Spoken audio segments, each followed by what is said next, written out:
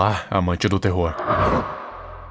Em uma dimensão plana, há trilhões de anos, existiam seres da segunda dimensão. Seres planos sem qualquer profundidade, metaforicamente e literalmente. Dentre os seres desse mundo, havia um chamado Bill Cipher, que odiava a segunda dimensão. Dizia que era um mundo plano, com pessoas planas e sonhos planos. Um mundo sem qualquer perspectiva além do que viam. Bill era um ser poderoso, porém maquiavélico. Seu estopim para sua satisfação era o caos e destruição. E caos e destruição foi o que ele trouxe à sua dimensão, a aniquilando por inteiro, sem dó nem piedade.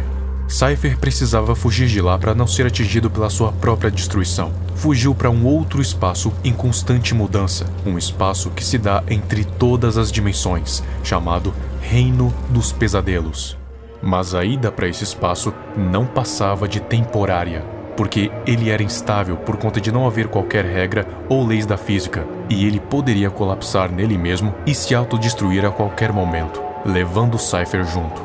Ele não queria apenas sair do Reino dos Pesadelos, tinha algo a mais que ele queria fazer: tornar real uma profecia que dizia que ele juntaria o reino com a terceira dimensão, ou seja, a realidade material, assim dominando a matéria através do caos e da destruição, um evento chamado Estranhagedon.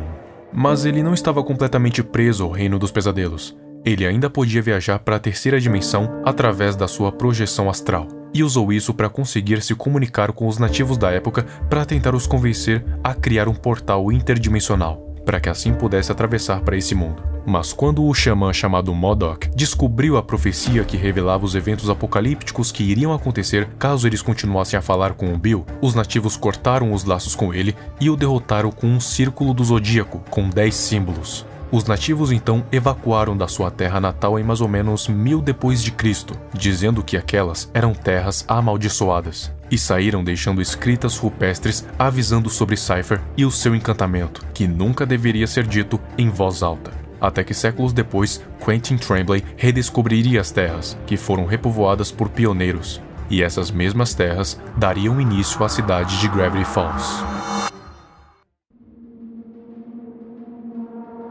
No século XX, um jovem cientista chamado Stanford Pines havia se mudado para Gravity Falls já tinha uns 6 anos, e nesses 6 anos ele andou fazendo inúmeras pesquisas do porquê aquela pequena cidade atraía tantas criaturas e outras esquisitices que a ciência não conseguia explicar.